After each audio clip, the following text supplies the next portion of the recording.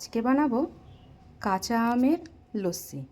তার জন্য এখানে নিয়েছি একটা কাঁচা আম, আর নিয়েছি দই, একটু গোলমরিচের গুঁড়ো, ব্ল্যাক সল্ট আর চিনি।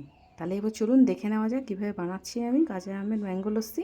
আমটাকে আমি দুরকমভাবে কেটেছি। একটা কেটেছি এইভাবে ব্লেন্ড করার জন্য, আর একটা কেটেছি এই যে ছোটো করে গার্নিশের জন্য। তাহলে চলুন এবার বানিয়ে নেওয়া যাক। প্রথমে আমি দইটাকে ব্লেন্ডারের মধ্যে ঢেলে নেব, তারপরে আম, তারপর এক একটা মশলা। দই, এবার দিয়ে দিলাম কাঁচা আমটা, এরপর দেব চিনি আর নুনটা, এরপরে দিয়ে দেবো অল্প সামান্য জল আর অল্প করে একটু ব্ল্যাক সল্ট। ভালো করে মুখটা আটকে এবার ব্লেন্ড করে নেব। তৈরি হয়ে গেল আমাদের ম্যাঙ্গো লস্যি। ওর থেকে দিয়ে দিলাম কাঁচা আমগুলো। গরমকালে এনজয় করুন ম্যাঙ্গো লস্যি। কেমন হয়েছে সেটা কমেন্টে অবশ্যই জানাবেন।